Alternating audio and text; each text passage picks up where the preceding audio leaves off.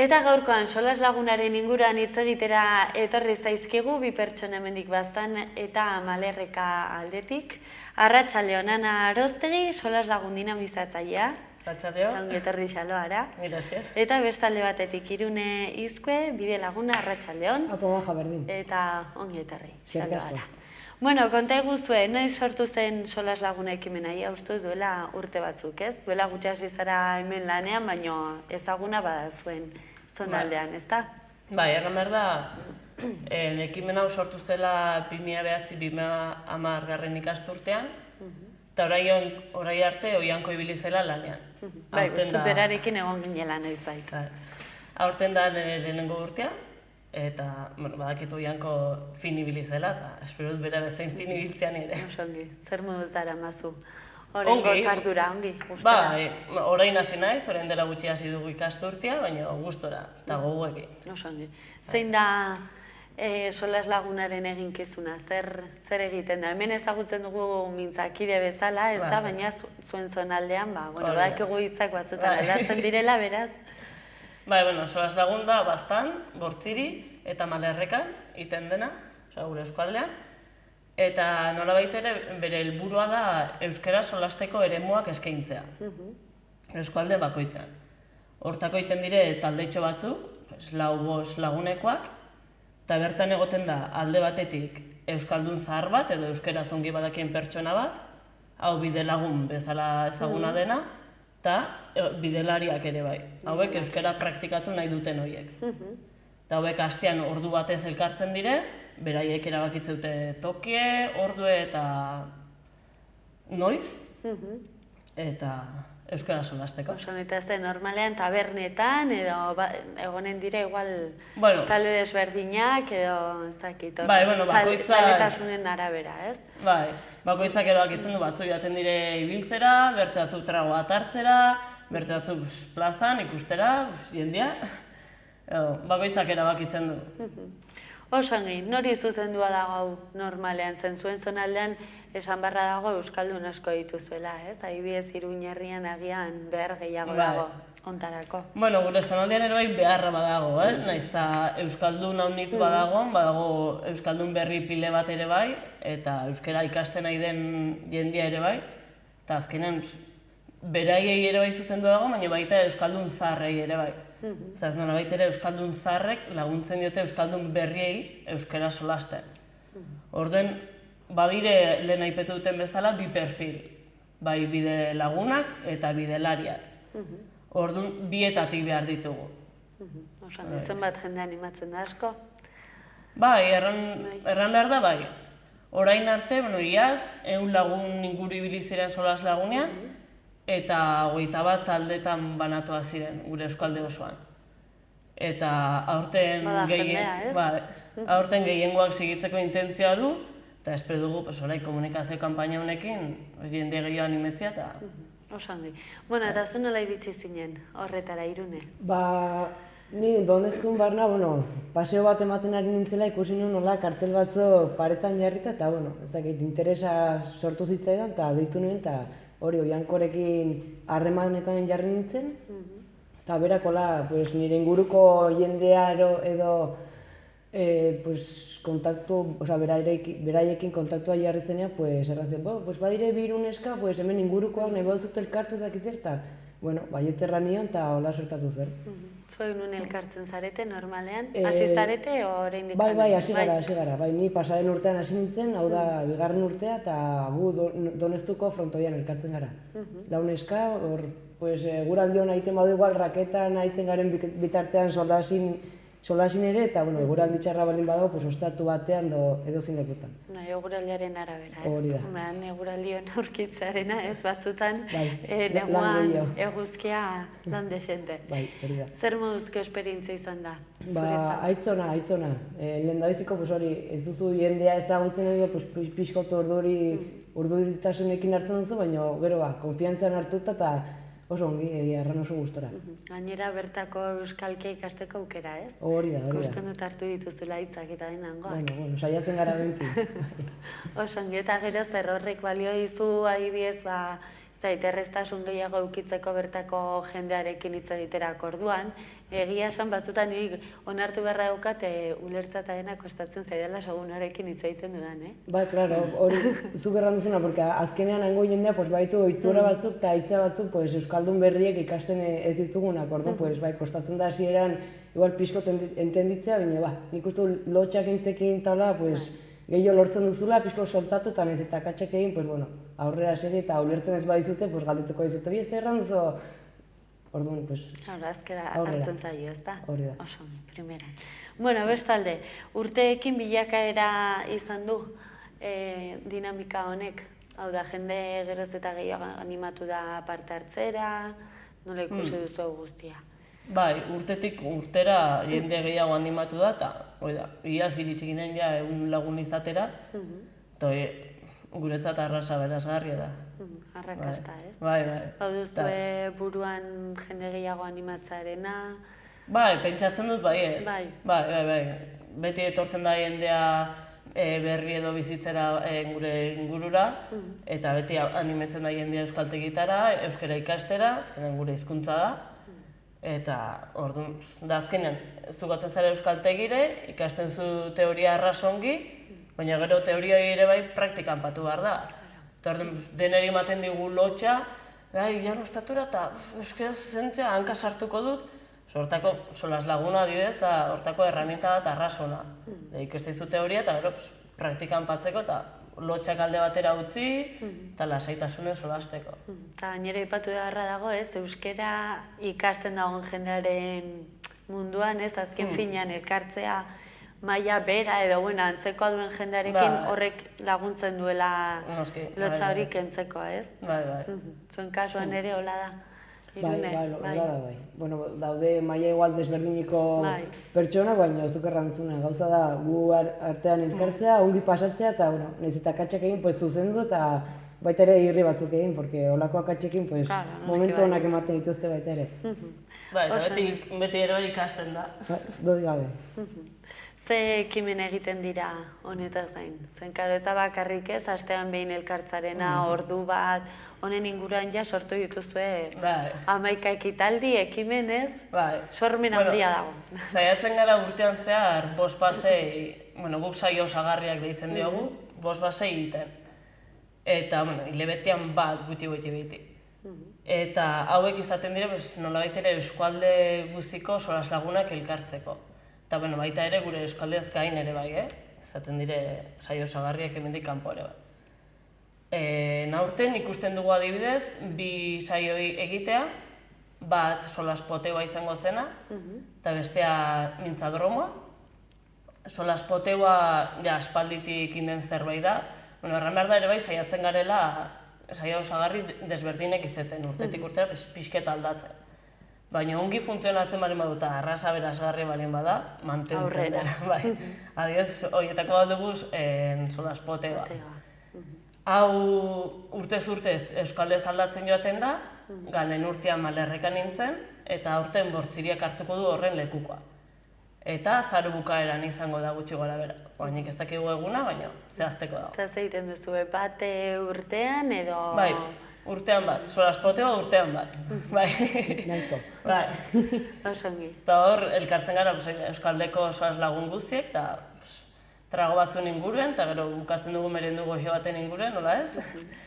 Eta listo. Gainera poteoak laguntzen du, ez? Pixkat bai, askatzeko. Handizetan alkoholak laguntzen du askatzen, eta bertzea dugu mintzodromoa.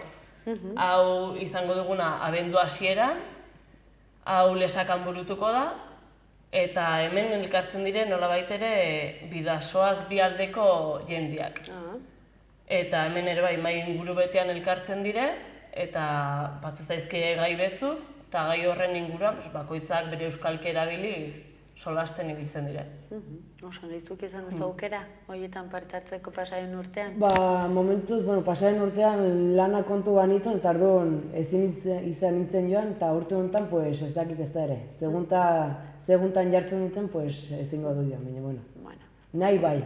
Egia esan oso ekimen politak eta interesgarriak ez, eta jendea pozik geldituko da ez, partartzarekin. Bai, azkenean dire, bueno, igual zu asteburutan ez duzu planik, edo hortzila etxalde batez, bagoazen, eta da, batzuk lagun zaharrek ikusteko aukera bat, edo lagun berri ekiteko, edo jendeakin euskeraz gehiago solasteko batzutzat, nik arrazongi pasten dut, hortaz. Osongi. Aipatu duzu 2009an. Bai, hasi zela, ezta? hori da, esan. 2009-2010 ikasturtean hasi zena. Lehenagotik ere bai hasi ziren, bakoitzak bere kabuz elkartzen, baina egia erran dinamizatzaile batekin taulan ikasturte hortan hasi zen. Bai, antolaketa egitura finko batekin, ez? Osongi, pentsatzen dut egonen dela ja jendea, ez? Ikasturte hartan hasi zen eta gaur egun ere jarraitzen duena? Inbertze urte egintuenak igual ez. Igual ez du beharria, ez? Baina, erramar da urte unitzetan egon den jendea oiniken segitzen duela. Bai. Azkenean batzuk ja dire lagun talde bat, eta ez dira bakarrik igual soaz laguneko elkartzen joateko ez dakit norat, edo, honek sortu dela, ez da, solas lagunaren inguruan sortzen den talde horretatik, baino askoz ere, ez da, etxare zabalago bat, ez? Ez diela bakarrik solasteko elkartzen. Elkartzen dira, igual, joateko, adiez, Kataluniara. Bai? Zabatzen dituzue kasuak? Bai. Joan dire. Egira ba. Osongi. Bestalde ere, aipatu diezu aldaerak izan direla ere azkeneko urte hauetan, ez? Bai, erran behar da, solas lagunak izan duela aldaera honitz, azkeneko urte hauetan. Alde batetik badaude solas lagun arruntak, gero guraso lagunak, hauek beraien aurrekin elkartzen direnak, euskera solasteko ere bai, plazan, frontonian edo nahi duten tokien, beraiek erabakitze dute. Gero badaude itano lagunak, hauek iketan solasteko elkartzen direnak. Hori beharko nukenik. Eta hau erran behar da, orain dela 2 urtetik hasi zela martxan, eta lehenbizko ematen direla klase batzuk, iketan solasteko herramienta minimo batzuk hartzen direnak, eta gero egiten dire bat aldetxoak, ikasitakoi praktikan patzeko. Eta hori bai, gerozta gehiago da jende animatzen eta arrasongi funtzionatzen du. Eta gero daude euskalkide, gobertze ekimen bat. Hontan, gu hurbiltzen gara bertako zaharretxetara, eta bertako zaharrekin egiten dugu elkarrizketak. Ero bai, mai beten inguruan elkartzen gara, merendu goxo baten inguruen, eta beraiek kontatzen digute beraien esperientziak, historiak, euskera nola bizitzuten garai haietan, eta erramar da arrasgarria dela ere. Interesgarria, ez? Beraien esperientzia ere jakitea. Osongi. Nola ikusten duzue zuen zonaldean? Bueno, zu Malerrekan bizi zara Irun eta zu Baztanen, baina, hala ere, esan barra dugu nahiko zonalde euskaldunak biak, ez da? Nola ikusten duzue hango euskararen egoera? Ona da, aldatu da, ez dakit orain globalizazio mundu hontan, ez? Pixka bat, nola ikusten duzue? Eremu euskalduna da, hori egia da. Herri txiketan gehiago, baina gero herri handietara joaten gara, eta hor erdera nagusitzen den edo gaztelera. Eta hasi behar da, adidez, guraso batzuk, euskeraz ez dakitenez, ume horiek igual joera hartzen dute erdera solasteko, edo segun zen dendetara joaten zaren igual ez dakite, eta orduan, pixket, herri txiketan euskera gehiago mantentzen dela, edo euskera gutxian solasten dela. Baina, hori Baztan, Malerrekan ez dakit. Pues antzeko parecido.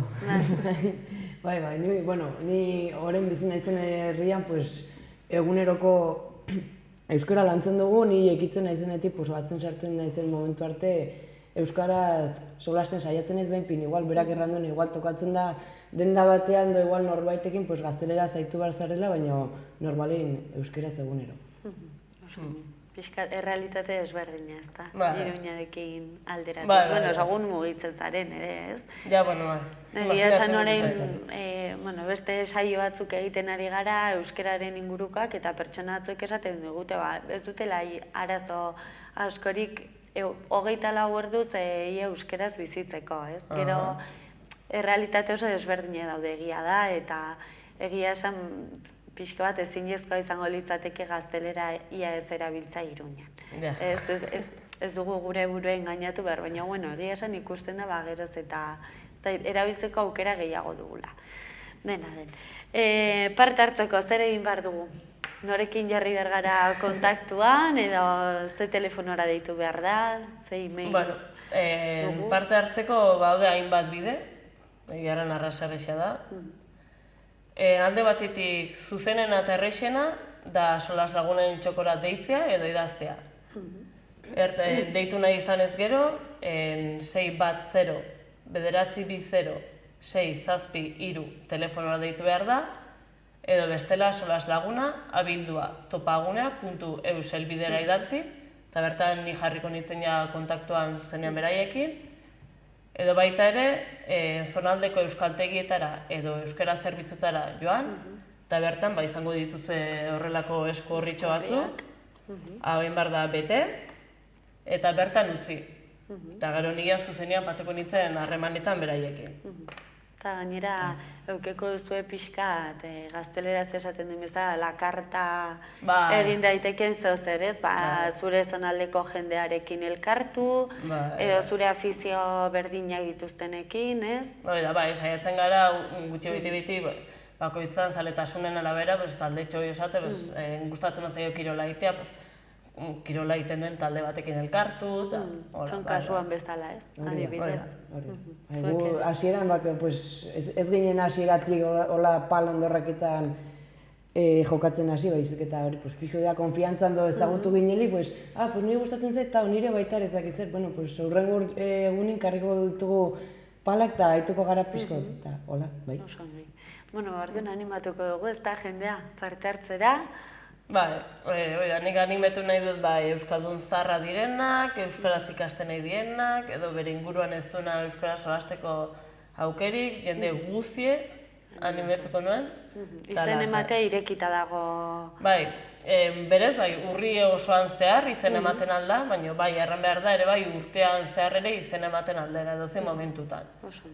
Lehen aipetutuzten bideoietara edo niri zuzenduta, edo bertako euskaltegien, edo euskara zerbitzutan, eta denei zuzendu dagoela. Eta aipatza ere ez, gaur egun badirudi denbora oso mugatuta daukagula ez, beti daukagula gure bizitza oso ordenatuta bezala eta erreztasunak badaudela ez. Aldugunean egiteko eta inorrez daia beintzatetxean gelditu ezaki lan kontuengatik edo ordutegi oso zehatza egituelako ez. Da astean ordutxo bat eta denek badugu astean ordu bat elkartzeko. Beti gogoa eta nahia izan ez gero, ezta. Oso ondo bikote mila esker, plazer batzuekin hizketan egotea, ea jende asko animatzen den eta nahi duzuen arte. Nire eskerzeri.